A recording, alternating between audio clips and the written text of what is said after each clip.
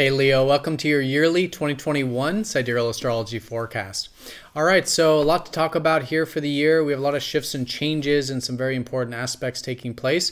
So we'll see which areas of life are essentially getting activated this year for you, and more importantly, how to work with them, which is what I think astrology does best. Helps us see where we're at in certain cycles and how to work with those cycles in constructive and healthy ways. So again, this video is for true Sidereal. If you are new to this form of astrology, definitely check out those links down below. We are using the actual size of the constellations, and so the signs are different from mainstream astrology, which means your sign changes as well. So there's links down below to the sun sign dates if you want to watch this for your sun sign. And also for the moon and ascendant sign, there's a birth chart calculator for that. And I do recommend watching all three videos, your sun, moon, and ascendant, as you will get a more holistic, more personalized interpretation, since these videos are very general for all Leos in this case. All right, so Leo, we do have this energy coming into your 6th house of work and routine with Saturn and Jupiter.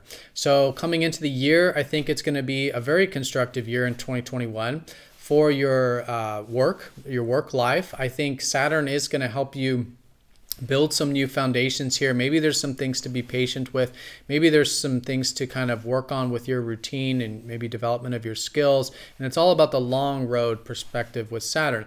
But Jupiter's also here, and Jupiter's more of the buoyant, more of the optimistic, more of the opportunities. So with both of these planets coming together, it's going to be very constructive. And for you, it's in the area that deals with work and routine. A great year for work developments for the long term. Great year for health in terms of building good habits and good health regimens and things like this. And just all in all, I think in terms of building good habits in your routine life. So definitely a lot of emphasis there. January 10th, we do have Mars leaving Pisces. You know, the second half of 2020 was very uncertain, very nebulous, collectively speaking.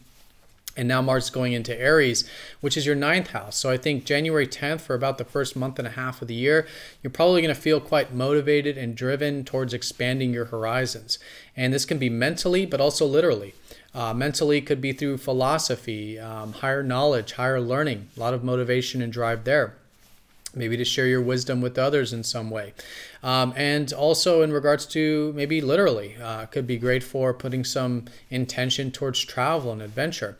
But this is the area that's already been going through a lot of kind of experimentation these past couple years. Uranus here in your 9th has been about kind of experimenting with your philosophies, your outlooks on life, maybe trying new and different things involving international or travel kind of stuff. So it's definitely a highlighted year for that, as it has been. But definitely January 10th onwards, Mars activates that. Now, January 13th, we do have a new moon in your 5th house, which is a kind of reminder that 2020 was really a good year for developing your self-expression. If there was anything that you built that took some time, maybe it was, you know, a business, maybe it was something creative, something you're passionate about that maybe didn't feel like much of a passion with Saturn, but you're building towards it. There's a nice step in the right direction with this. This can also be the area of romance, and it can also be the area of kids if you have kids. So that area definitely gets less of that kind of restricted energy of Saturn. And with the new moon, I think something nice shifting in the right direction, helping you feel more empowered with the things you've created, or more empowered with the things you love in life, that helps you move that energy forward continuously, as it will still be a great area for transformation for the upcoming few years with Pluto here. Now, the hallmark of the year really is around these squares we have with Uranus. We have Saturn squaring Uranus, and of course Jupiter squaring Uranus, since Jupiter's close to Saturn. And so this is, of course, about you developing your work and routines, as we were talking about, and then also that sort of expanding of your horizons. So the challenge of the year, and a good way of challenging yourself in this year, is to still maintain your routine structures, whether it's your health, whether it's your job, your work, or whatever, and still expand your horizons. Maybe travel, maybe new philosophies, new outlooks on life. So the question is how can you integrate these two very different energies? Work, routine, day-to-day development, but also free-spiritedness and experimenting with expanding your mental and literal horizons. Anything that unites these two is great. Some examples could be philosophies or outlooks on life that do involve personal development. work and routine, maybe some things in your work that do require maybe publishing, broadcasting, getting things out there, or maybe going to university, getting some higher knowledge, higher wisdom to assist in the work stuff. Some of you may be traveling for work, for example, where it could be still having to do the routine stuff, but then it's also some travel expansion there. So anything that unites these two, very, very constructive year to do that. And the January 17th Jupiter square will help you see the bigger picture of this. But it's really an energy for all year, because between February 17th all the way through December 24th is the Saturn square Uranus, again helping implement those very different areas. Now, January 21st through February 14th, that's where I do think things will start to get established with the work and routine, possibly with health. So great to set intentions there. But it's good to be flexible, particularly between January 29th through February 21st, because Mercury will be retrograde in this area. So it's a good time, even though there's some new things definitely starting.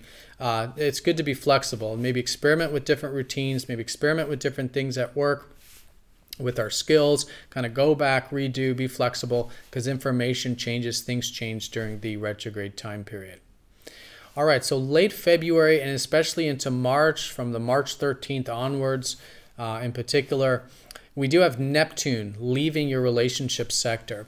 So this is really about the fact that I think the past 10 years, this almost uncertainty or fog or almost dreamy kind of energy that's been around your relationship life starts to lift up. The fog kind of lifts up. And you might see that everything ended up kind of working out almost serendipitously in regards to your relationship life. And so this is great. For some of you, it's a dream come true. For others, it's just getting a little more clarity in your relationship life. But do see those things that have kind of come to fruition, that came to fruition because you were willing to go with the flow. You were willing to trust and, trust in the divine process, and see how everything ended up kind of clearing and kind of making now spiritual sense, let's say, in regards to your relationships. Now, Neptune is going into your 8th house, which is going to make the next many years really good for diving deep spiritually. So maybe doing inner work, maybe healing, personal transformation, all in the sense of maybe psychological or spiritual. So great to do that. And yeah, and anything that does involve like deeper relationships, since there is that kind of lifting up energy there, and we'll have some more relationship energy we'll talk about. Getting you maybe into the deeper side of relationships on that spiritual kind of way, deeper way, I think is fantastic. All right, so let's talk about it. So April 18th all the way through August 29th, Jupiter goes into your relationship sector. So the area of relationships really starts to expand. You might start to, view your relationship life from a different lens, maybe a bit optimistic, maybe open-minded. And I would say it's definitely great to expand your perception about what's possible with relationships, all relationships, personal and professional, because it's through that expansion of your perception that will create the opportunities there. And so I think you'll see those. I think there'll be nice steps throughout the year to enjoy, connect, but fundamentally, develop that area in a way that's a little bit more kind of like you're seeing the bigger picture. You're seeing the importance of it. You're seeing the opportunities there that can arise from your one-on-one sphere. Now, April 21st through May 11th, that'll be a particularly good time for developing that expansion of your mental and literal horizons. That's when the sun and the new moon will be taking place in the 9th house of travel, adventure, but for probably most of you, expanding your mind. So new philosophies, new outlooks on life that are maybe different, maybe challenge the status quo a bit. All this kind of stuff that's been reworking with your perception these past couple years also really gets developed in a monthly sense around April 21st to May 11th. Now, May 26th and June 10th are the eclipses, and this is really an important energy for the whole year, but especially this June and May time, to find this balance between your home life and your public life, or your home life and your career life, let's say. That's where the transiting north nodes will be. So, of course, we need both in life. We do need our private life, our home life to get good health, security, but also productive. And I think it's such a good year to explore new things in regards to your career, in regards to your productive life and achievement life, and really see how these two can be united. Some of you might be working from home. Some of you might be doing things that are more emotionally meaningful to you in your work, or involve some caring or nurturing or emotional energy in your work. So how can you do things that are both your intrinsic values and your extrinsic values, your internal values and external values, and unite these two? Usually it's home and career. Uniting those two makes it a great year for that.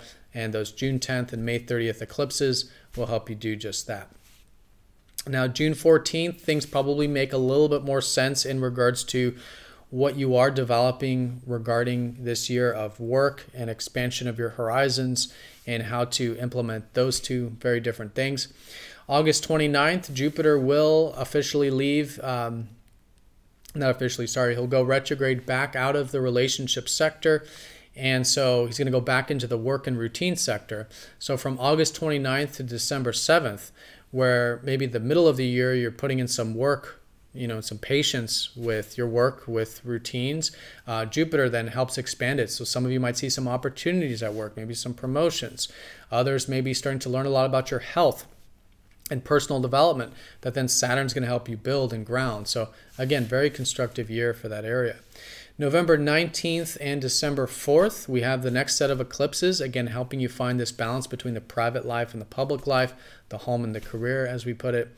And December 7th, Jupiter will then officially leave the work sector and go into the relationship sector into 2022. So this last month of the year going into 2022, again, more expansion with relationships, you expanding your perception about it, maybe some opportunities coming through that. I do want to say that December 19th, Venus will be going retrograde. It's December 19th? Yeah, December 19th, Venus retrograde. And that's going to be in the self-expression sector. So kind of a lot of stuff from 2020 that you developed with, again, whatever you created or your self-expression. Good to kind of go back and maybe re-examine some of your values there with these things. Rethink about what it is you enjoy, what it is you love in life, and how to kind of continue to develop that area. And then lastly, December 24th, Saturn squares Uranus for the last and final time. I think 2022 is still going to be developments with your work and routine, still going to be good for expanding your mental and literal horizons in unique and different ways, but that integration of the two, the work and the expansion, right? The day-to-day and the freedom, free-spiritedness really becomes integrated at that time and solidifies from what is, I think, a major year around that. All right, so Leo, have a fantastic 2021. Thank you so much for watching. Now, this video does come with a 20% discount on personal readings. So if you would like a detailed look at your personal chart, which is definitely much more specific to you, do check that out. Link down below for that. But again, have a fantastic year. Thank you again, and I'll see you all next time for the next astrology forecast. Take care.